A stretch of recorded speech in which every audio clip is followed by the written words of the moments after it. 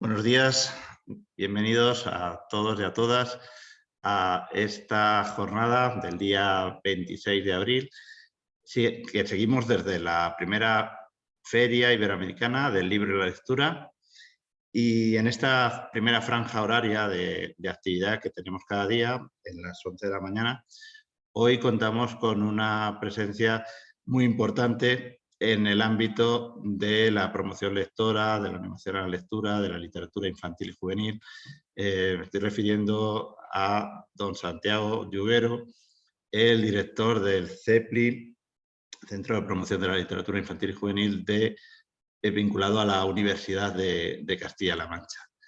Bueno, hay que dar pocos datos de Santiago, todo un referente desde hace tantos y tantos años.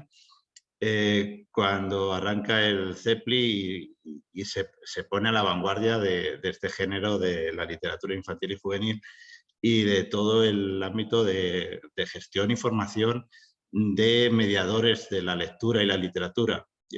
No son pocos los alumnos que han pasado precisamente de este ámbito iberoamericano por el máster que el CEPLI lleva haciendo durante más de 15 años, entre 15 y 20 años. Ahora nos dará Santiago el dato exacto, porque yo ya me pierdo, son muchos años colaborando también desde el ámbito de bibliotecas con este centro de referencia.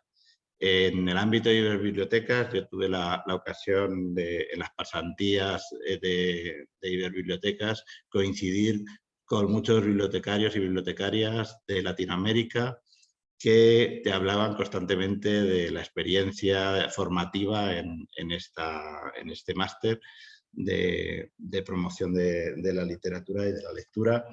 Y me consta que cuando los amigos latinoamericanos puedan ver esta comunicación, que será en su periodo activo, hay que recordar que tenemos este horario tan ajustado para dar posibilidades a que se expongan experiencias tanto desde este lado del Atlántico como desde el otro, desde Latinoamérica. Y en esos casos, bueno, estamos comprobando que a través de nuestro canal de YouTube las descargas luego de las comunicaciones que hacemos en la mañana son bastante frecuentes y esperemos bueno, que en esos momentos cuando lo podéis ver, pues disfrutéis tanto como las personas que lo podemos ver ahora mismo en el directo.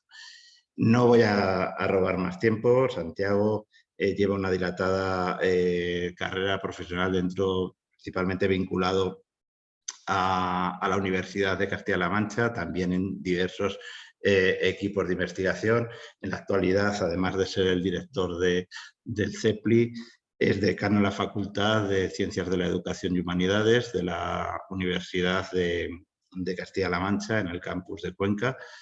Y bueno, pues Santiago, nada más que apuntar, aparte de todo lo que quieras apuntar ahora tú en este espacio, ante todo darte las gracias por aceptar nuestra invitación, que sabemos que tenéis unas agendas complicadas, si cabe un poquito más en este curso tan atípico, ¿verdad? Teniendo en cuenta todas las circunstancias COVID que nos han hecho a todos, pues eso, modificar horarios y modos de comunicarnos y demás. Así que todo tuyo, Santiago, bienvenido, muchas gracias y nada, pues ahí tienes a tu público. Gracias. Muy bien, muchas gracias. Un orgullo, vamos, estar en el congreso, en el primer congreso iberoamericano del libro y la lectura. David, se nota que eres amigo, ¿no? En la presentación, esa presentación tan cariñosa y tan yo creo que desbordante, ¿no? Bueno, el CEPLI lleva 30 años, ¿vale? 30 años desde que Pedro Cerrillo y yo mismo y un grupo de amigos, en principio, de distintos ámbitos, multidisciplinar, ¿no? Con gente de filología, de pedagogía, de psicología, de bibliotecas, de documentación, incluso de diseño, ¿no? Maestros, trabajadores sociales, nos unimos para trabajar en torno a la promoción del libro. Estamos hablando de 30 años, ¿no? 30 años y todo ha funcionado muy bien en conexión con la realidad. Y lo único que quería mostrar hoy, aunque yo he preparado una exposición muy larga, luego ya he hablado contigo y me ha dicho que lo vayamos concretando, voy a ir poniendo algún retazo de lo que es el CEPLI para presentarlo a las personas que no lo conocen y también para renovar lo que estamos haciendo. Y todo está en la web, aunque tengo que decir que la Universidad de Castilla-La Mancha ha tenido un ciberataque y está bloqueada su web desde hace prácticamente una semana y no sabemos cuándo vamos a poder salir de esto. Y significa que todos los enlaces y todas las conexiones con la UCLM están bloqueadas. Yo ahora mismo estoy en mi despacho, pero estoy conectando con la wifi de mi teléfono. Quiero decir que realmente lo tenemos una situación complicada.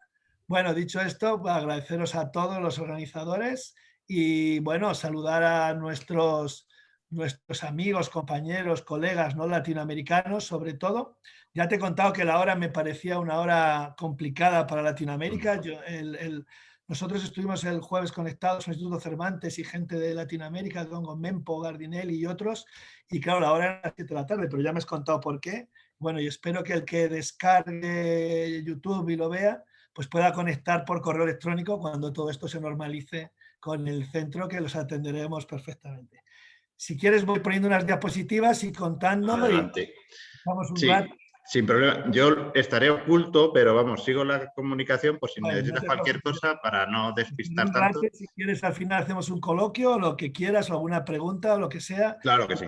Muy bien. Estoy entre 30 minutos o 40, 30 y 45 por ahí. Ya está, ¿vale? Perfecto. Muy bien, pues voy a empezar.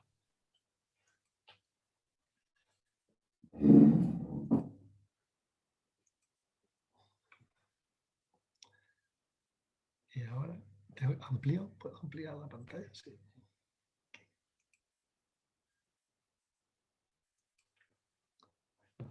Muy bien. Bueno, como decía a todos, agradecer nuestra presencia, mi presencia y la del centro en esta feria tan importante que comienza su andadura, pero que yo creo que tiene un futuro muy prometedor. Y el título de la ponencia que me corresponde, es Leerte la vida, propuestas y recursos para profesionales y familias, que tiene que ver con un proyecto que desarrolló el CEPLI durante el COVID, un pequeño proyecto solidario, pero que tiene que ver también con la esencia de lo que a lo largo de este tiempo hemos trabajado, ¿no? Bien, decir que esto es realmente lo que nos da vida, ¿no? Aquí siempre pongo esta diapositiva o alguna parecida, y existo porque respiro, pero vivo porque leo, y esa es un poco la idea de todo este desarrollo en torno a la lectura. Decir que entendemos que los libros mueven el mundo, que evidentemente hay libros que lo han cambiado, ¿no? Como la Biblia o el Capital, pero lo que está claro es que la lectura nos ayuda a entender el mundo y desde luego también para encontrar incluso nuestro lugar en ese mundo, ¿no? La idea clara es que aunque haya muchísimos libros importantísimos de literatura que no han cambiado el mundo, sí que cuando los leemos cambian nuestra visión del mundo o nos ayudan a conocerlo mejor. Desde ese punto de vista, no solamente la literatura otorga el placer de ser leída, sino que además va a influir en nuestro desarrollo individual y social, como dice Humberto Eco. No solamente son palabras impresas, ¿no? Sino que estamos hablando de algo, la lectura tiene que estar insertada en lo que configurar nuestro tiempo libre. La clave del hábito lector, desde luego, es integrar esas experiencias que nos va a aportar la literatura, integrarlas a nuestra propia vida y además integrarlas también dentro de nuestro tiempo libre, ¿no? En ese sentido, la literatura es comunicación interpersonal y forma parte, desde luego la psicología lo dice y la pedagogía también, forma parte de nuestra identidad personal y colectiva.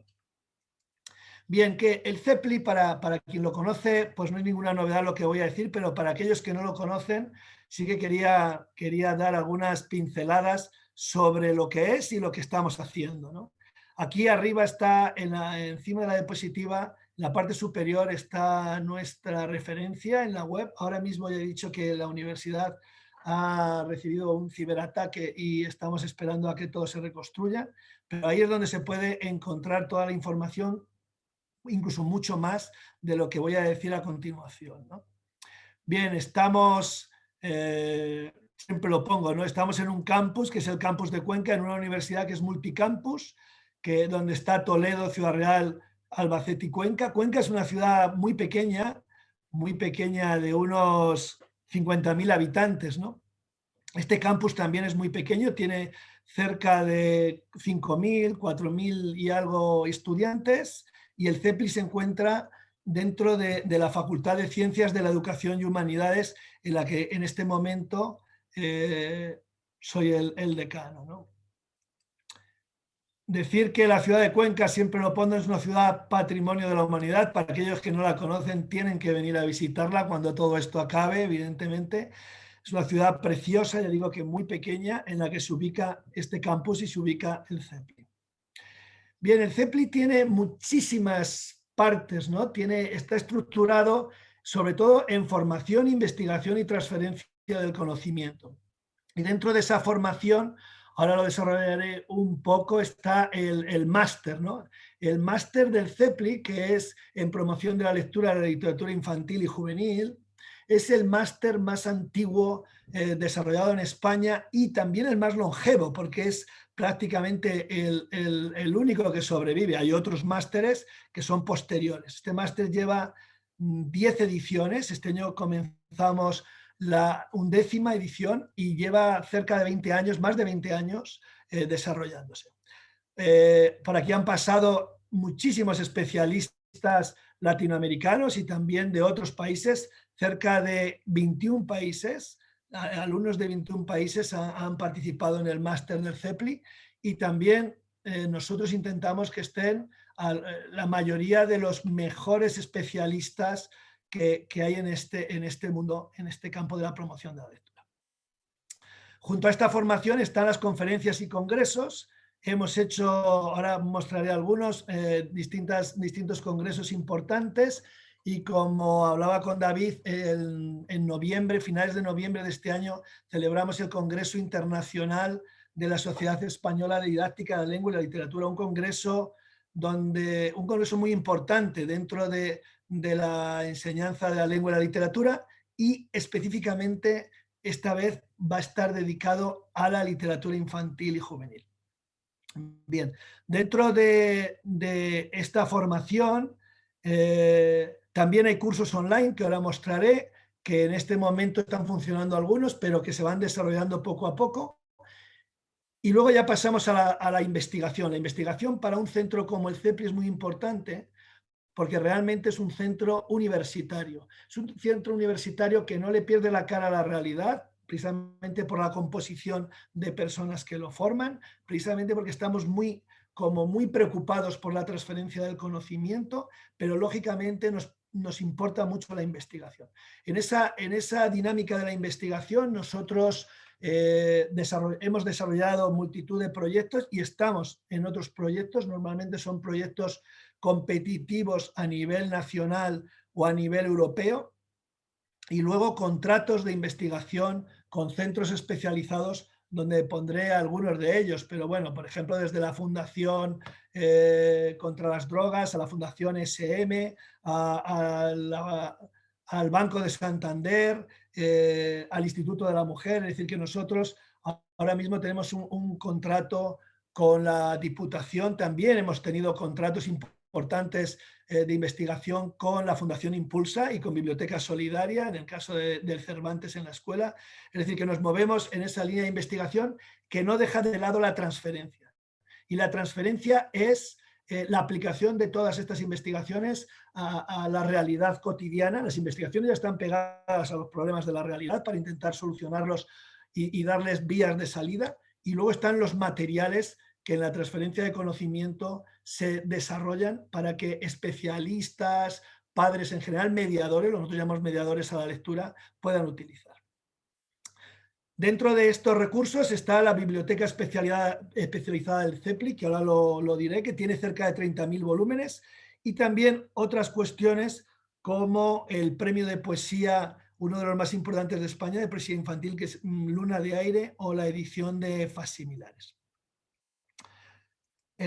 Como decía, una de las cosas, lo más importante, una de las partes más importantes del CEPLI es la biblioteca. Su biblioteca parte del fondo de Carmen Bravo Villasante, que se adquirió inicialmente con 8.000 volúmenes, pero ya cuenta con cerca de 30.000 volúmenes y un fondo antiguo con libros de finales del siglo XIX y principios del 20, pues un fondo antiguo de cerca de 4.000 volúmenes digitalizados.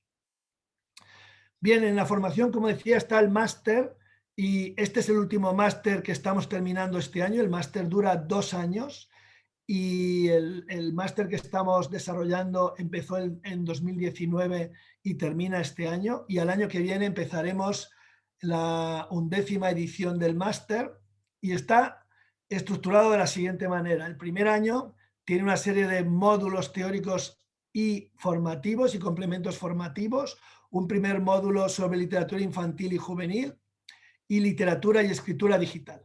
En este primer módulo, los profesores coordinadores son Amando López Valero y Eduardo Incabo, catedrático de la Universidad de Murcia y profesor de la Universidad de Murcia, didáctica de lengua, y Daniel Casain, de la Universidad Pompeu Fabra. Hay un segundo módulo con edición e ilustración en la LIG y el estudio del álbum ilustrado y de la novela gráfica. Contamos con Paloma Muña de la Fundación, profesores de nuestra universidad, y los catedráticos de Valencia, Josep Ballester y Noelia Ibarra, que son ahora mismo, Josep Ballester es el presidente de la Sociedad Española de Didáctica de la Lengua y la Literatura. En este módulo pues solemos contar también, en la parte de la novela gráfica y el álbum ilustrado, con especialistas como Paco Roca, ¿no? Último premio Eisner de novela gráfica, ¿no? Intentamos desde luego que estén los mejores especialistas para la formación de nuestros alumnos. El tercer módulo es desarrollo psicológico y maduración lectora e intervención socioeducativa desde la lectura, donde estamos yo mismo y Elisa Larrañaga, y también José Antonio Caride y Rita Grodelli de la Universidad de Santiago de Compostela, que son profesores de educación. Y un módulo 4, que son las bibliotecas en la formación del lector, que está coordinado por Sandra Sánchez, que es la directora de la Biblioteca Universitaria del campus, y Eloísa Santos, que ahora hemos cambiado por un tema de trabajo, son las que coordinan este módulo. Y luego hay un módulo 5, que es educación y promoción lectora, donde nosotros desarrollamos un seminario internacional donde los alumnos pueden asistir, y este año, por problemas con la pandemia, claro, por la pandemia lo hemos tenido que hacer online, ¿no? En este seminario complementamos todos estos módulos teóricos, teórico-prácticos. Bien, colaboradores del máster, pues como Daniel Casain o Jordi Sierra y Fabra, hay unas conferencias de Fernando Sabater o Roger Chartier o Michel Petit, de Elisa Yuste, en fin, el mismo Pedro, ¿no?, que desgraciadamente nos dejó hace 2 años, pero que fue el alma mater de la construcción de todo esto. Mantenemos sus brillantes conferencias y sus materiales publicados. Un segundo año, básicamente con 60 créditos, donde hay un módulo sobre investigación aplicada a la lectura y a la LIG, y luego un trabajo fin de máster tutelado por profesores y especialistas de todo el mundo, también evidentemente latinoamericanos, básicamente latinoamericanos, y también europeos donde se incluye España y Portugal. Bien, como decimos, son 2 años con varios módulos el primer año, y el segundo con un módulo de investigación y un trabajo fin de máster. Bien, los cursos online que ha desarrollado y que está programando el CEPLI Pues son estos que se ven aquí, autores, personajes y animación a la lectura. Hay un curso online de Leer en Familia, Crecer Leyendo, un curso sobre promoción de la lectura en la era digital y un curso sobre leer y vivir la igualdad, educar actitudes igualitarias desde la lectura. Bien, estos cursos se activan algunos años, unas veces unos y otras otros, y algunos años no los activamos o los vamos modificando. Bien, como decía, algunas fotografías de congresos y conferencias donde aparecen Roger Chartier o Michel Petit o el mismo Antonio Forges, ¿no? Brillantísimo humorista, o Antonio Rodríguez Almodóvar, o encuentros con autores donde tenemos también grabación de conferencias de algunos de los mejores autores, pues Montserrat del Amo, a la que nosotros siempre hemos querido muchísimo, Martín Garzo, Jordi, el propio Fernando Alonso, en fin. Bueno, como os decía, los congresos pues tradicionalmente se han desarrollado en el CEPLI, Jornadas Iberoamericanas de Literatura Popular Infantil, que era un ámbito de desarrollo que todavía se está desarrollando también dentro y fuera del CEPLI, pero llevaba el profesor Pedro Cerrillo y ha sido una línea muy importante de investigación. Y luego otros congresos, como el de Sociedad y Cultura Letrada, que es el penúltimo congreso que hemos organizado en el CEPLI. Bien, decir que el CEPLI también tiene colecciones de publicaciones, como la colección Arcadia, que pertenece a la Universidad de Castilla-La Mancha, donde se pueden encontrar volúmenes sobre lectura y literatura infantil. La colección Estudios, que también es una colección vinculada al Servicio de Publicaciones de la Universidad, pues que contiene diversos textos, no solo vinculados a los congresos del CEPLI, sino también a otros congresos de la universidad, pero ahí sí que se encuentran libros sobre literatura, sobre educación y lectura. Bien, últimamente, hace un año, el CEPLI y la Sociedad Española de Didáctica de la Lengua y la Literatura ha abierto una colección nueva en la editorial Narcea, en la prestigiosa editorial Narcea, sobre lectura y educación. El primer volumen de este número es Entre la lectura, la escritura y la educación, paradigmas de investigación en didáctica de la lengua y la literatura.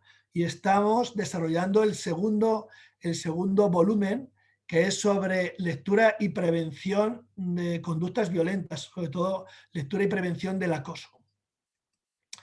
Bien, decir que, como os comentaba antes, hay un premio de poesía infantil que ya está yo creo que cerca de exactamente hemos pasado la 18ª edición y vamos a por la 19ª, y es un premio muy prestigioso donde tenemos autores y propuestas de más de 20 países, y que este año ganó una prestigiosa autora argentina. Luego hay colecciones de facsimilares. Aprovechando el fondo antiguo de nuestra biblioteca, se edita cada año un libro especial, digamos, descatalogado, y se edita como en sus primeras ediciones. Estos libros forman parte también del servicio de publicaciones y de la propia universidad, y en el que colabora estrechamente el CEPLI. Bien, dentro de las líneas de investigación está la revista Ognos, que la web es esta, es decir, el link es este que indico aquí abajo. Es una revista de la que nos sentimos muy orgullosos, digamos que aglutina este concepto de investigación que tenemos en torno a la lectura y la literatura infantil.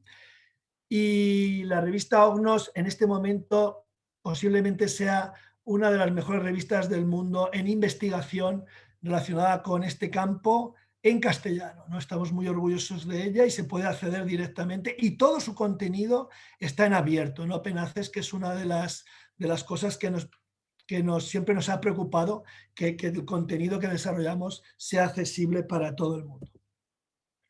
Bien, como os decía, dentro de la transferencia del conocimiento están los materiales que el CEPLI edita, y en este caso las guías de lectura. Las guías de lectura son propuestas de actividades para desarrollar lectura aumentada para mediadores, fundamentalmente para padres, profesores, animadores, etc. Hay muchísimas guías de lectura diseñadas y además se pueden descargar gratuitamente en la página web y están vinculadas a proyectos de investigación, normalmente con entidades privadas o entidades o el Ministerio de Educación. Bien, también hay selección de guías temáticas, La Vuelta al Mundo de los Valores, Leer en Familia, Somos Princesas, y también guías de autores y autores latinoamericanos, que son las últimas que hemos desarrollado. Bien, esto es el CEPLI a grandes rasgos, ¿no? Que tiene distintas ramificaciones en un concepto que voy a intentar plasmar aquí hasta llegar a la idea que David me planteó del ERTE da Vida, ¿no? Que es ese proyecto que desarrollamos durante el COVID. Bien, como dice José Luis Borges, la lectura debe ser una de las formas de felicidad y no se puede obligar a nadie a ser feliz. Es decir, ya sabemos que el verbo leer, como el verbo amar o el verbo soñar, no soporta el imperativo, ¿no? En este sentido, es muy importante saber tanto como que ayuda a la felicidad, como que también es complicado obligar a las personas a leer, ¿no? Bien, como dice José Saramago, las palabras solo son piedras puestas atravesando la corriente del río. Están ahí y nosotros podemos utilizarlas para llegar al otro lado del margen. Dicho esto, nosotros que trabajamos con muchísimas investigaciones, entendemos que existe satisfacción y bienestar en la lectura. Yo he puesto aquí algunos detalles de investigaciones donde se habla que la lectura en adolescentes favorece su asertividad y el bienestar personal y social, o que los libros producen mayor satisfacción medida personal en los estudiantes universitarios, que es una investigación que desarrollamos aquí en el CEPLI, ¿no? O que la lectura, por ejemplo, correlaciona con los profesionales de la salud para desarrollar su empatía en el cuidado de los enfermos, que es algo muy importante, siempre fue muy importante y en estos momentos muchísimo más, y que yo creo que además hay que trabajar para que esto siga aumentando. Pero lo que es verdad es que no se lee mucho. Se lee mucho, pero no se lee tanta literatura ni se tienen tantos hábitos lectores. Yo he puesto aquí algún dato, pero es evidente que los datos van cambiando. Lo que ocurre es que, por una parte, entendemos que la lectura mejora la felicidad, nos ayuda en la vida, nos desarrolla como personas, nos ayuda a leer el mundo, pero construir un hábito lector es complicado. Y es complicado, como dice Michel Petit, ¿no? Porque se piensa con frecuencia que el acceso al libro es algo natural, ¿no? Debería ser algo natural. Sin embargo, la lectura muchas veces puede entrar, como dice ella, en conflicto con las costumbres y muchas otras veces con los valores del grupo y desde luego también con el lugar donde se vive, porque no va a facilitar esa construcción del hábito lector.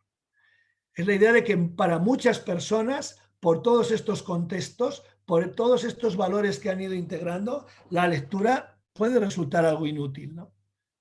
Es lo que decía Ordine, ¿no? En la utilidad de lo inútil. Bueno, pues es complicado. Como dice Daniel Cassain, pues leer y escribir no solo son tareas lingüísticas y procesos psicológicos, sino que también son prácticas socioculturales. Y esa es una de las claves de la promoción del libro y la lectura. Es una de las claves que desarrolla el CEPLI constantemente. Bien, todos conocemos la idea de Daniel Pená, que no es el libro tan famoso como una novela, El derecho a no leer. Porque realmente lo que hay que hacer, que es lo que plantea él, es abrir el apetito del lector. Un libro puede ser objeto de tedio, ¿no? Puede ser una barrera insalvable cuando no se desarrolla ese apetito del lector. Y en ese sentido, a mí siempre me gusta remarcar que saber leer no significa que uno se construya como lector. Y siempre hacemos esta pregunta, si nuestra cultura considera el hábito lector como una competencia necesaria. La respuesta es seguramente sí. Esto se lo preguntamos a cualquiera, incluso a cualquier político, a cualquier persona, y diría, no, leer es clave. Pero lo que ocurre es que luego en la realidad, en la construcción de esa imagen social de la lectura, resulta que ser lector no implica éxito social. Es decir, las personas que, habría que definir éxito social, pero que están ahí y que para los adolescentes tienen éxito social, muchas veces, casi siempre, no tienen la lectura integrada en esa consecución del éxito. Por lo tanto, existe una dualidad, un pensamiento bipolar, que es realmente el que nos frena en esa promoción de la lectura. Construir el hábito lector es muy complicado, pero además la imagen social de la lectura entra en esa dualidad de concepto en el que nos integra en lo que supone el éxito personal. Bien, voy a poner un ejemplo que pongo muchas veces, hay mil. Esta es la selección de fútbol que ganó el Mundial de España, ¿no? Hace ya tiempo, años, pero que en España es algo muy valorado. Bueno, pues en aquel Mundial donde había excelentes jugadores que además ganaron desarrollando un juego maravilloso, solo había un jugador que llevaba libros de lectura en su maleta. Aquellos jugadores míticos que ganaron el Mundial y que desarrollaron el mejor fútbol, que es una imagen, digamos, un simbolismo dentro de los jóvenes, solo uno leía. Y de hecho, había alguno que decía, estoy sacando, estos son de las noticias de la prensa, que se alardeaba de no haber leído ni los libros del colegio. Bien, hay muchísimos más ejemplos de esta imagen construida sobre la lectura en la sociedad. No me detengo. Por lo tanto, no basta con enseñar a leer. Aprender a leer no significa ser lector. Hay que construir, desde luego, la lectura como algo, como una práctica en el marco de lo cotidiano, ¿no? Hay que leer porque nos gusta y para leer hay que mantener un estilo, un ambiente cultural y un estilo de vida donde la lectura se pueda integrar como un valor que uno ve positivamente. Bien, ¿cómo se integra esto? Pues lógicamente en distintos contextos, ¿no? La familia, la escuela, los amigos, las bibliotecas, los medios de comunicación, las redes, etcétera, etcétera. Claro, porque la clave del hábito lector tiene que ver precisamente con la comprensión lectora, ¿no? Con la construcción de la competencia literaria. Nadie tiene hábito lector si realmente no entiende lo que lee. Es decir, es muy importante iniciar ese acercamiento al libro, pero desarrollar esa comprensión de las lecturas, esa interpretación que tiene que ver con lo que el libro contiene, con lo que el autor ha escrito, pero también depende del propio lector, de sus vivencias y sus experiencias, pero comprender esa lectura para realmente construir un comportamiento lector que nos lleve al hábito lector. Eso es clave. Y mucha de la lectura que se hace, porque la gente aprende a leerlo, todos aprendemos a leer, o la mayoría aprendemos a leer, es una práctica instrumental. Se lee, pero para utilizarla para otras cosas. Cosas prácticas, entre comillas, ¿no? Y en esa idea, evidentemente, hay que plantearse si así se consigue la competencia lectora o no. Muchísimas más personas saben leer que no han desarrollado la comprensión lectora. Es decir, yo creo que en España, por ejemplo, la mayoría de las personas saben leer, pero se duda mucho de que la mayoría comprendan lo que leen, sean capaces de hacerlo. Bien, mantener la lectura como una actividad instrumental pues es un peligro importante. Hay que construirlo como un hábito placentero, como un proceso de comunicación. Las páginas de los libros tienen que valorarse como mensajes que interpretamos y que debemos conectar con nuestra experiencia para extraer nuevas enseñanzas. Está claro que el lector se hace, se construye a partir del deseo de leer. El lector no nace, se hace. Y todos los que nos dedicamos a este mundo sabemos cómo, ¿no? Con qué estrategias, contando, dialogando, leyendo en voz alta, conociendo historias, comunicando sentimientos, etc. Yo he puesto aquí números porque nosotros investigamos, pero bueno, que nadie se asuste. Lo que voy a decir de esta diapositiva es lo siguiente. Nosotros hemos investigado en los niños de 7 a 11 años sobre su lectura, si ellos tenían lectura, si su lectura era obligatoria o era voluntaria, es decir, si tenían hábito lector. Resulta que al diferenciar entre no lectores, lectura obligatoria y lectura voluntaria, descubrimos que la lectura obligatoria ya desarrolla aprendizajes, pero lo que de verdad desarrolla aprendizajes es la lectura voluntaria. La lectura voluntaria en datos minimiza las dificultades para aprender a leer, las dificultades de lectura, la imaginación de situaciones, la comprensión. el desarrollo de las tareas, aumenta la facilidad para desarrollar las tareas y aumenta la concentración. Es decir, hay que fijarse en algo que es clave. Leer sí, pero construir el hábito lector es muchísimo mejor. Es una oportunidad no solo para el desarrollo personal y para el entretenimiento, sino también para el desarrollo de un aprendizaje exitoso, que eso es muy importante. Bien, como decía, pensar que la escuela es la única responsable de educar es un error. Hay distintos agentes de socialización, desde la prealfabetización lectora, que tienen que ver también con los recursos, hasta construir el hábito lector. Y algo muy importante es el modelaje. El modelaje es el aprendizaje por imitación. Decir que dentro de la familia animar a leer no es una tarea sencilla porque exige constancia, entusiasmo, exige contagiar a los niños de ese valor de la lectura y de que la lectura, lo que puede suponer la lectura en nuestra vida, y tener momentos compartidos y desde luego tener unas relaciones afectivas con la lectura positivas, una predisposición positiva y duradera en el tiempo.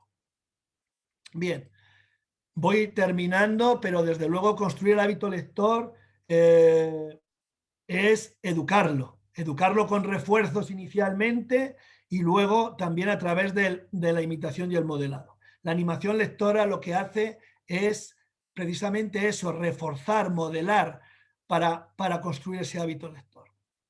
Aquí más datos, simplemente decir que cuando nosotros hicimos nuestra investigación con universitarios descubrimos que los lectores universitarios voluntarios, es decir, aquellos que tienen hábito lector y que leían más allá de lo instrumental, porque todos los universitarios leen, lógicamente, si no, no aprobarían sus asignaturas, pero no tantos, aproximadamente un 30%, un 40% tienen hábito lector, la mitad como mucho. El 47% de esos chicos universitarios que eran lectores habituales habían pasado por la biblioteca porque los habían llevado sus padres. Es decir, la importancia de las bibliotecas para la construcción de ese hábito lector es un detalle que quería mostraros aquí. Bien, el mediador debe recortar la distancia entre el libro y el niño y en eso consiste la animación lectora. Y desde luego tiene que tener unas características que siempre ponemos aquí que son claves, y la primera de ellas es determinante, y es que debe ser un lector habitual. Transmitir el gusto por la lectura, capacidad para promover y para emocionarse, ¿no? Y para participar, tener imaginación y creatividad, creer en su trabajo, todo el mundo debe creer en su trabajo, pero en el mundo de la lectura es vital, y luego tener formación. También hay que tener formación literaria, psicológica, educativa. Bien. Me paso este dato, pero sí que quería hacer una mención importante a esto que se ve aquí abajo. Cuando hablamos de los educadores, pensamos en algo que parece imposible, ¿no? Y es que todos los educadores, creemos, les gusta leer. A todos los educadores les gusta leer y tienen hábito lector. Eso está muy alejado de la realidad y por eso yo no voy a extenderme en esta exposición, pero es muy importante establecer, desarrollar recursos didácticos, recursos para la promoción de la lectura para educadores, también para familias, lógicamente. Porque a veces, y eso es complicado y podríamos hacer un debate, las propias familias no tienen hábito lector, les cuesta muchísimo, incluso aunque valoren la importancia de la lectura, pero también les pasa a los educadores.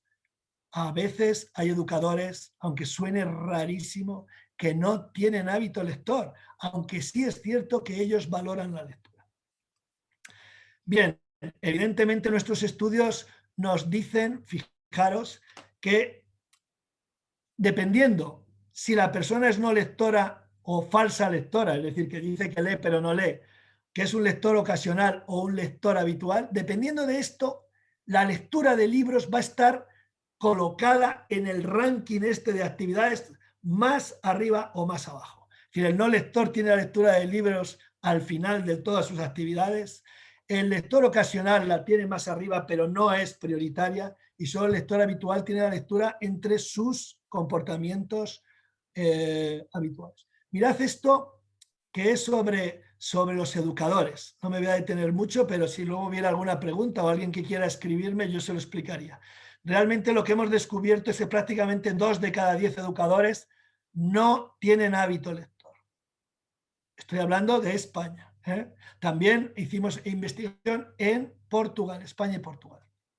Bien, sin embargo, estos mismos educadores sí que valoran la lectura. Incluso los que no tienen hábito lector, en una escala de 1 a 6, valoran la lectura por encima de la media, que es 3,14. Lógicamente, los que más valoran la lectura, cerca de 5, son los lectores habituales. Es decir, curiosamente, puede que un educador no tenga hábito lector, pero sin embargo sí que valora la lectura como algo importante. Y esto hay que tenerlo muy en cuenta. Igual pasa con los padres, igual pasa en general en la sociedad. Bien, y ya termino. Con unas palabras de Mario Benedetti: cuando creíamos tener todas las respuestas, de pronto cambian las preguntas. ¿Qué es lo que ha pasado en esta pandemia? Pues aquí hay datos del Instituto Conecta, ¿no?, sobre la lectura en tiempos del COVID. Evidentemente, el confinamiento ha hecho crecer el número de lectores frecuentes, pero no tanto, ¿no? Este instituto nos dice que entre el 50 y el 54. Es cierto que el ocio se ha ocupado, digamos que la lectura ha ocupado parte de ese ocio, no me puedo detener mucho en esto, pero la construcción del hábito lector es un proceso mucho más complejo que un simple confinamiento. Porque lo que ha ocurrido es que las actividades que más ayudan, entre las actividades que más ayudan en la cuarentena, que pueden ser ver la tele o hablar por teléfono, enseguida está la lectura. Pero sin embargo, en las actividades que se realizan, la lectura, como en esta tabla, aparece muy abajo. Mucho después de ver la tele, hablar por teléfono, ordenar, cocinar, internet, etcétera, etcétera. Escuchar música. Es decir, que aquellos que no tienen construido un hábito lector, de forma complicada, es decir, tampoco han leído en esta pandemia, ¿no? Bien, estos son investigaciones, me las salto, sobre los soportes digitales. Si alguien me pregunta, yo le contestaré sobre nuestras investigaciones y ya prácticamente voy a terminar. El proyecto, que fue un mini proyecto que realizamos sobre la pandemia, aprovechando la web y las redes, era un proyecto solidario de transmisión del conocimiento. Le llamamos Leerte la vida. Aprovechamos las ilustraciones del magnífico Paco Roca, ¿no? Y lo que hicimos fue ofrecer recursos vinculados a la lectura para entretener, la lectura entendiéndola como un entretenimiento, pero también como un aprendizaje. Y estos recursos participaron con nosotros gente muy prestigiosa como Elisa Yuste o Félix Salvo o Roberto Aliaga, autor, y nosotros mismos. Y lo que hicimos, desde luego, fue, ya os digo, en web, que cuando la web del CEPLI esté activa, todo el mundo puede entrar porque es gratuito, aportar estos recursos para profesores y padres, fundamentalmente para que les ayudaran a motivar a los chicos a leer, para construir este hábito lector que a nosotros tanto nos preocupa. Bien, distintos proyectos, ya termino, distintos proyectos del CEPLI vinculados al desarrollo de la igualdad, sobre todo utilizando la lectura como estrategia. Nosotros procuramos siempre trabajar para el fomento del hábito lector, con literatura de calidad, literatura, digamos, lectura para libros para niños y jóvenes de calidad, con una literatura de calidad, pero también utilizamos la lectura como una estrategia para la lectura aumentada, con propuestas que se pueden hacer, que nada tienen que ver con el trabajo curricular, donde leer y vivir la igualdad, el valor de un cuento, la convivencia escolar sobre acoso, en cuanto a la igualdad, los trabajos sobre Somos princesas, interrogante, o educación responsable con la Fundación Botín de Desarrollo de la Inteligencia Emocional, o leer en momentos difíciles con niños víctimas de violencia de género, pues muchos de ellos con estrés postraumático.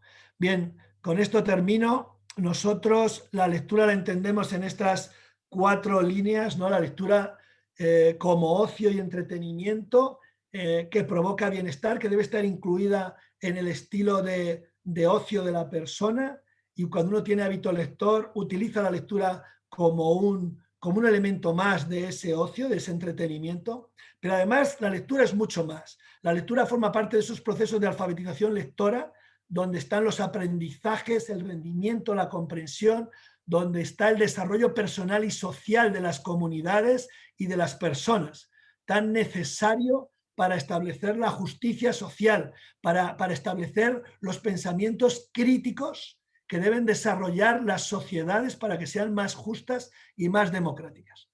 Y también, por supuesto, en cuanto a la lectura para el desarrollo de la inclusión social, donde a partir de la lectura tenemos que hablar de la solidaridad, de la cooperación y de los valores sociales, aquellas cosas que nos deben preocupar y por las que debemos trabajar, ¿no? Para que nuestras conductas desarrollen estos valores y tengan en cuenta estos valores. Y dentro de estos, por supuesto, el género, la igualdad de género, que es un tema muy preocupante. Y por último está la lectura frente a los conflictos. La lectura frente a los conflictos, entendiendo la lectura como balsámica, curativa, ¿no? Una lectura que tiene que ayudar también a las personas en momentos de crisis, comprobando cómo otros personajes en contextos determinados resolvieron sus problemas, pudieron, para que te sirva de ayuda, ¿no? Integrando todo este contenido en tus propias experiencias. Bien, dentro de la lectura frente a los conflictos, por supuesto, el desarrollo de la paz y de la libertad. Y termino ya veis que tengo muchísimo más, pero termino con estas dos cuestiones, ¿no?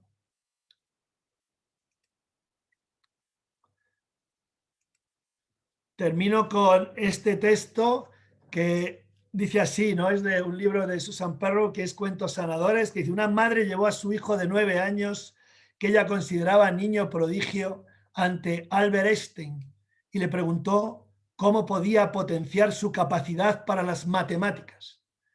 Einstein respondió: cuéntele cuentos si quiere que sea inteligente, y cuéntele más cuentos si quiere que sea sabio. Pues nada, muchas gracias. Os despido con una pintada de un muro de Cuenca que me sorprendió muchísimo, ¿no? Sobre Leer y Aprender. Muchas gracias.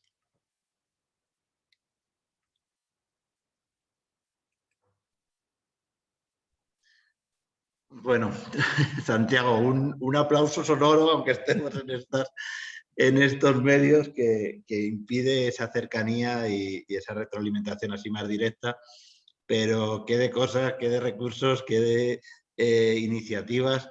Claro, cuando yo daba el dato de los años que el CEPLI llevaba, que he dicho entre 15 y 20, me refería a las ediciones del máster, porque no olvidemos, como bien has indicado, que es un máster bianual y, como ha sido desgranando, muy intenso, con una cantidad de contenidos muy aprovechables y muy necesarios para todas las personas que nos queramos dedicar a esto de la mediación lectora, ¿no? En uno u otro ámbito, ya sea en bibliotecas. Has dado el dato y esas cifras casi espeluznantes, porque se te eriza un poco el vello en eso de que todavía hay docentes o educadores que no leen, o menos mal que al menos valoran que la lectura es algo muy positivo. Que eso no que no lean, David, que no tienen hábito lector. El ¿no? hábito como tal, sí, perdón. El hábito lector se construye, ¿no? Y hay personas que eligen estudiar magisterio, que eligen otras titulaciones. Yo no te hablo de otras titulaciones, ¿no? Donde profesores de instituto, ten en cuenta que sí que hay profesores, lógicamente, porque no han adquirido el hábito lector, ¿no? Ellos desearían que les gustara la lectura, digamos, voluntaria, pero no la tienen. Entonces, muchas veces hay que, sobre todo a los maestros, porque la clave es digamos, la infancia, ¿no? Para construir el hábito lector de los niños, pues hay que darles recursos, hay que valorar la idea de que ellos valoran mucho la lectura, pero no tienen hábito lector. Yo recuerdo en Colombia que se me acercó una profesora y me dijo: ¿cuánta razón llevas? No hago lo imposible para el modelaje y tal. Tengo que decir que hay otro dato muy interesante que no he puesto, y es que la mayoría de los niños sí que consideran que a sus maestras y maestros les gusta leer, Es decir, que lo hacemos bien esto, por lo menos en cuanto a aprendizaje. Es decir, que disimulamos bien, ¿no? En general, en ese sentido está bien, pero es verdad que la creación de recursos es muy importante, ¿no? Para todo esto. Ya. Has comentado, Santiago, la necesidad del vínculo entre las distintas entes o ámbitos de la lectura, ¿no? Por un lado, es la universidad que forma a los futuros docentes o mediadores, la propia escuela, las bibliotecas o la familia. Qué bueno es que tengamos este hilo conductor, ¿no? Que no haya una ruptura, porque en esos falta de eslabones de engranaje de la lectura, pues algo se está perdiendo, ¿verdad? Bueno, tú lo sabes bien, ¿no? Nosotros estamos en permanente contacto desde la fundación, ¿no? Con vosotros y con las personas. Bueno, claro, es que muchas veces se tiene cierto rechazo, entre comillas, al trabajo que realiza la universidad, ¿no? En este sentido. Nosotros lo hemos vivido esto, sobre todo al principio. Mira, nosotros desde el CEPLI sí que nos planteamos enseguida el que la lectura, los estudios sobre lectura debían alcanzar un nivel importante para que fueran respetados por las demás áreas, ¿no? Y esta fue una de nuestros primeros principios. Pero también uno de nuestros primeros principios fue que nada vale, es decir, nada es útil si no tiene una aplicación directa, ¿no? Yo recuerdo las palabras de Kurt Lewin, ¿no? Que es un famoso psicólogo que dice: no hay nada tan práctico como una buena teoría. Bueno, la idea es que, claro, si tú quieres mejorar, tienes que investigar. La investigación lo que hace es analizar los problemas para buscar soluciones. Si yo hago una investigación en la que descubro que el 20% de los profesores no tienen hábito lector, imagínate que es general, ¿no? Pues lo que está claro es que tenemos que desarrollar conocimientos y formación y sobre todo propuestas, ¿no? Las guías de lectura, porque nosotros a veces hacemos guías de lectura con propuestas y hay profesores maravillosos de Argentina, de México, de Brasil, que dicen: pero Santiago, ¿qué es esto de las guías de lectura? Si esto mata la lectura. Ya sabemos que un profesor bueno va a animar, hay libros que se animan solos y profesores que no necesitan información, pero otros muchos necesitan propuestas y además metodologías para aplicarlas, para que sigan esa línea de la construcción del lector, porque nosotros siempre decimos lo mismo, ¿no? Se puede vivir sin leer, pero se vive peor, ¿no? Y entonces es una grandísima oportunidad perdida si no construimos el hábito lector. Mis alumnos universitarios, cuando yo les hablo de esto, les hago que les duela que no tengan hábito lector, porque digo: Dios, podíais haber tenido hábito lector y no lo tenéis. Es decir, la idea de llevar un libro que se os amontonen las letras, ¿no? Porque qué largo es esto, Santiago, ¿no? Qué largo es para una persona que tiene hábito lector. Cuando le das un libro académico que no le importa porque está muy acostumbrado y además comprende, porque eso es una cosa que sí hago hincapié, ¿no? La importancia de la competencia literaria vinculada a la comprensión lectora. Es que eso es clave, porque el que lee y tiene hábito lector comprende bien, ¿no? Aunque han cambiado los formatos, esto Daniel Cassain lo plantea muy bien. Es muy importante, ¿no? Y luego, si alguien todavía duda de los parabienes de la lectura, lo que apuntas ahora es totalmente verídico, claro, y está estudiado como estudiosos como vosotros, la capacidad que tiene un chico, una chica que ha leído a lo largo de su vida para tener mejor retentiva, comprender mejor las cosas, lógicamente tener un estudio mucho más efectivo.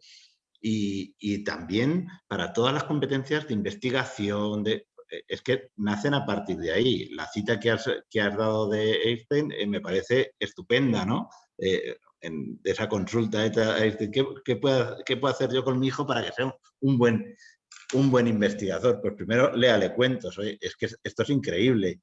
Y yo me imagino que todos los que hemos tenido hijos o tenemos a nuestro cargo a chavales que hemos empezado con ellos leyendo y has visto la evolución, pues comprobamos cómo esto es verídico, y aunque tengan la travesía por el desierto, que digo yo, en la época de la adolescencia, para mí es muy grato, ¿no?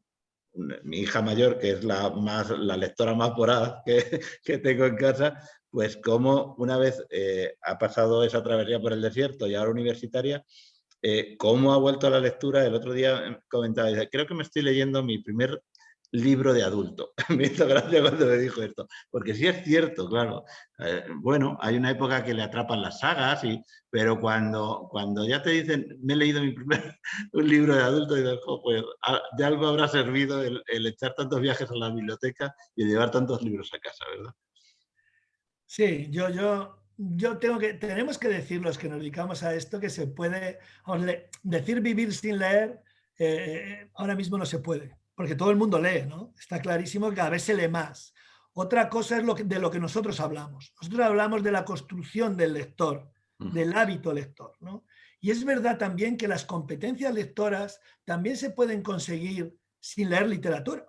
Es decir, hay muchísima gente en la universidad que entiende perfectamente que tiene unas grandes competencias y que no leyó nunca literatura. Bien, se puede. Pero lo interesante de esto es que te aporta mucho más leer, tener hábito lector. Te aporta mucho más, te mejora los aprendizajes. Fíjate, lector voluntario te estoy diciendo, porque en la escuela leen, todos los niños leen, pero no todos los niños leen voluntariamente, muy pocos leen voluntariamente. Sin embargo, los lectores voluntarios son los que tienen menos dificultades de aprendizaje. Yo durante mucho tiempo estuve en la escuela, ¿sabes? De maestro y de orientador, y claro, la lengua, la lectura es una de las claves del desarrollo del éxito en la escuela, ¿no? Del rendimiento en todo. Muchos niños no, odian las matemáticas porque no entienden los problemas de matemáticas. No sé si deberíamos decir esto en todo este desarrollo, pero es clave porque no nos tenemos que constreñir al hábito del ocio, digamos, al concepto de ocio y entretenimiento. Porque uno se puede entretener viendo una serie en Netflix, viendo una película, haciendo deporte, estando con los amigos, etcétera. La lectura se tiene que meter en ese estilo de vida de ocio como algo más, pero es que como algo más de este entretenimiento. Pero eso no es la clave total del planteamiento. La clave son las otras cuestiones. En determinados contextos, la alfabetización. Estamos hablando en Latinoamérica, lo importante que es el pensamiento crítico. Y desde luego todo lo vinculado al rendimiento y los aprendizajes. Eso es clave para el propio desarrollo. Es decir, que hay muchas cuestiones que de verdad hacen que la lectura cobre esa importancia. Claro, ahora en nuestros días que se habla tanto de las fake news, ¿no? De las noticias falsas, para ser ciudadanos no manipulables, es vital que seamos ciudadanos críticos, ¿no? Y reflexivos, y la lectura es una de las principales funciones que tiene. A veces nosotros, bueno, sin ir más lejos, esta tarde, con un buen compañero tuyo, tenemos el taller de pensamiento con Javier, y llevan ahí 10 años con una actividad de tratar de hacer ciudadanos de una biblioteca, de la Biblioteca Pública del Estado de Cuenca, tratar de hacer ciudadanos críticos, que no nos quedemos con lo primero que nos suelten, que no nos quedemos con lo que nos dice un medio de comunicación u otro, que según vamos viendo cada uno tiene sus etiquetas y sus tendencias, ¿no? Que contrastemos y que sepamos también pues, elegir por los propios criterios que nosotros podamos ir asentando. Y vital los datos, yo me he quedado sorprendido, Santiago, y eso que os he escuchado ya unas cuantas veces, pero la lectura obligatoria frente a la lectura voluntaria, que es un tema que en la semana de actividades que llevamos ya dentro de esta primera feria iberoamericana del libro de lectura ha salido recurrentemente con distintos autores, con profesionales del ámbito educativo y cultural. ¿Qué bondades tiene la lectura cuando es lectura obligatoria? Lectura voluntaria, porque no se nos olvide esa variación a la que hacías alusión hace un momento de el nivel de aprendizaje cuando la lectura es de un modo u otro. Fíjate, la tabla, si alguien quiere luego que les cuente más sobre esta investigación, la tabla habla de no lectores, lectura obligatoria y lectura voluntaria. Los no lectores son los que más dificultades tienen. Disminuyen las dificultades con lectura obligatoria, pero donde realmente disminuyen las dificultades y aumentan los aprendizajes son con la lectura voluntaria, que muy pocos niños consiguen. Digamos que unos pocos niños, porque claro, ya sabes que en la escuela se lee mucho, pero cuando se deja la escuela el hábito lector no está integrado, ¿no? Se lee por obligación. Entonces, la clave de la lectura tiene que ver con la lectura instrumental que decía después. Todo el mundo utiliza la lectura instrumental, claro que sí, pero la lectura voluntaria es la que desarrolla de verdad una competencia literaria y mejora la comprensión lectora, ¿no? Yo creo que esto hay que tenerlo muy en cuenta. Hay un debate, ¿no?, sobre si hay que obligar o no a leer a los niños como motivación. Yo creo que ese debate ya está superado, ¿no? Es decir, no se puede obligar, no hay un imperativo, pero sí que hay que facilitar mucho y hay que estructurar todo para que se comience a leer, porque no es algo natural, es decir, leer libros no es algo natural, hay que construirlo, es un aprendizaje, está ahí, tenemos la capacidad, pero incluso vamos desarrollando, es como que tenemos que construir el entorno más apropiado, ¿no? Para poder desarrollar la lectura y la lectura de libros, ¿no? Eso está. Bueno, con lectura también colectivas, ¿no? Es decir, que hay que ir poco a poco, porque hoy en día es complicado, ¿no? Es complicado. Qué interesante, Santiago. Nosotros nos podíamos tirar aquí varias horas hablando de este tema y bueno, pues seguramente a partir de la semana que viene, que nos quedaremos un poco más tranquilos, pues buscaremos algún día para hablar de estos y otros temas. Pero bueno, solo quería apuntar una cosa. Bueno, gracias al CEPRI has hecho un recorrido por toda vuestra andadura y por toda la cantidad de recursos que el CEPRI pone de forma gratuita a disposición de todos los mediadores, de todas las personas que estamos involucradas de un modo u otro en la lectura. Exposiciones, guías de lectura, esa biblioteca fantástica especializada de más de 30.000 volúmenes y bueno, las oportunidades que nos habéis puesto ahí en todos estos años. Yo estaba recordando cuando hablabas de las jornadas presenciales que tenéis siempre para cerrar cada uno de los ciclos del máster, ¿no? El segundo año del máster, los autores que nos habéis facilitado y que le habéis puesto, pues prácticamente en los últimos años, incluso con las nuevas tecnologías, pues a disposición internacional, pero a nivel presencial desde los primeros años. Yo recuerdo cuando empecé en el ámbito de las bibliotecas, pues un encuentro extraordinario con Laura Esquivel, que como agua para el chocolate que trabajamos, pero es que Fernando Alonso, Gustavo Martín Garzo, Jordi Serra y Fabra, tantos y tantos autores del ámbito de la literatura infantil, juvenil, y que nos han abierto una posibilidad a conocer de primera mano la obra de ellos y que seguir. El año pasado, sin ir más lejos, podemos participar en estas jornadas de sociedad educadora, sociedad educadora, sociedad lectora. Me pareció una ocasión única, podríamos decir, porque juntar en tan poquitos días a Roger Chatier, a Michel Petit, al propio Daniel Casani, creo que también lo tuvimos en esas jornadas, me pareció algo espléndido. O sea, y que eso seguís organizando. Sin ir más lejos, creo que a finales de este año, de cara al otoño, tenéis algunas otras jornadas. Y bueno, pues yo invito sobre todo a todos los que nos estéis escuchando ahora, los que nos escucharéis a través de las redes, a que le echéis un vistazo a estas jornadas.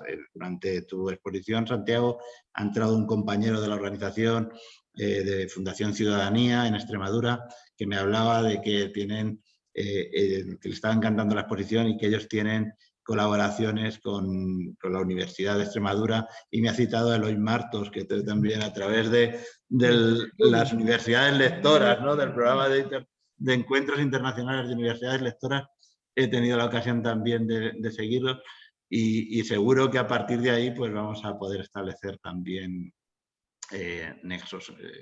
Quiero saludar, mira, una espectadora de excepción que tenemos por ahí también, a María Luisa Pardo, que estuvo tantos y tantos años entre nosotros en el centro de adultos, ¿no? Con lo que nos cuesta a veces tratar de adquirir el hábito cuando ya somos adultos y si el hábito no se ha sentado en las primeras etapas. Bueno, tantas y tantas experiencias. No sé si quieres, Santiago, ya para cerrar, destacar alguna de esas jornadas, alguna de esas experiencias que estén así programadas de forma inminente para que tomen nota nuestros espectadores. Sí, bueno, realmente, como tú ya has dicho, ¿no? Lo más inmediato, que pronto saldrá la web, además que estará conectada. Es que ahora como tenemos, vuelvo a repetir lo del ciberataque en la universidad, no hay acceso, ¿no? Pero pronto, yo espero que en una semana o menos esté. Y aparecerá la web, que es una web con un dibujo muy bonito, ¿no? Ya veréis unas ilustraciones muy chulas de un premio nacional y además con toda la información. Son a finales de noviembre, es el Congreso Internacional de Didáctica de la Lengua y la Literatura, que será sobre literatura infantil y juvenil, y los ponentes, entre los ponentes estará María Teresa Andrueto, que es precisamente premio Andersen, ¿no? Estará Jordi Sierra y Fabra, también estará Daniel Casain, y muchas otras personas, ¿no? Especialistas en distintos ámbitos. Habrá espacios para experiencias en LIG, en literatura infantil y juvenil, habrá espacios sobre poesía infantil y teatro, habrá un espacio específico sobre usos sociales, ¿no? O socioeducativos de la literatura infantil. Es decir, será muy, muy interesante, ¿no? Entonces, bueno, pues todos aquellos que quieran participar, en principio pensamos que de forma presencial, pero también se grabará y se hará online, ¿no? A través de streaming, pues ahí está, a finales de 24, 25 y 26 de noviembre. Y saldrá la web en los próximos días. Muy bien, y muchas gracias. Vuelvo a decir, Pues estar contigo no, es un placer, vamos, y en este magnífico congreso que habéis montado, ¿no? Que yo creo que va a tener una continuidad muy exitosa. bueno, pues eso esperemos y sobre todo por tener excusas para hablar de estos temas tan necesarios. Y bueno, pues a veces que cuesta tanto. Nosotros el planteamiento inicial de esta Feria Iberoamericana del Libro de la Lectura, a pesar del formato que no es lo deseable y eso insistimos en cada uno de los encuentros, no es el deseable para hablar de lectura, es preferible un medio más cercano, pero bueno, hay que hablar de lo que es posible, ¿no? Y en principio entendemos que lo bueno, lo hemos comentado también en determinados momentos, lo bueno está por venir, cuando podamos conjugar las dos modalidades, ¿no? La presencial con la virtual. Seguramente todos salgamos ganando y enriquezcamos las propuestas. Bueno, pues Santiago, insisto en ese agradecimiento y nos iremos encontrando en estos medios y por la universidad y en tantos. Muy Muy bien, bien. muchas gracias por todo. Venga, que vaya todo bien. Chao. Gracias. Pues nada, para todos los que nos estáis escuchando ahora, los que nos escucharéis después, seguimos con nuestras franjas de actividades. La siguiente franja sabéis que empieza ahora en breves minutos, a las 12:30, y que tenemos en esta jornada también un apretado calendario de actividades, horario de actividades. A las 12:30, como digo, tenemos la presentación del proyecto Nubeteca de manos de Isidoro Boyo en el servicio de publicaciones de la Diputación de Badajoz. O vamos a tener en las franjas horarias de esta tarde, a las 4:30, una tertulia de experiencias de lectoescritura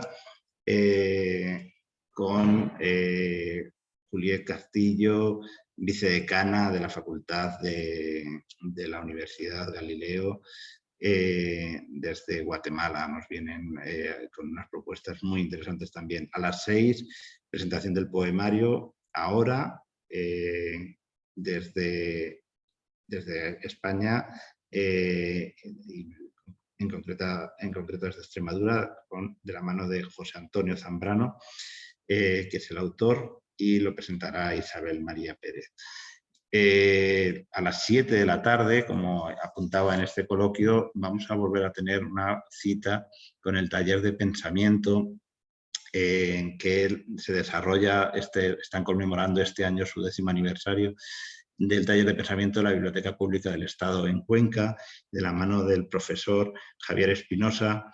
Hoy tendremos la ocasión de conocer de primera mano, porque vamos a contar también con la presencia del director del documental El año del descubrimiento. Nos va a acompañar en ese encuentro. También, como digo, Luis López, el director de ese documental. y tendremos ocasión de encontrarnos con todos los participantes en ese taller de pensamiento. Para cerrar el día, a las 9 de la noche, tenemos presentación de novedades editoriales con un tema muy atractivo por el que estamos apostando también desde esta primera Feria Iberoamericana del Libro y la Lectura, que es el encuentro y la presentación de novedades editoriales, jardines comestibles, el arte del cultivo y la cocina saludable. Bueno, pues es una propuesta que aboga por esos temas que estamos apoyando desde esta feria también, como no podía ser de otra forma, sobre la sostenibilidad, algo que nos preocupa tanto a todos y que estamos cuidando en estos tiempos que es tan necesario, ¿no? Bueno, pues cerramos de momento esta conexión y nos volvemos a encontrar en breve a las 12:30 de la siguiente actividad. Hasta pronto.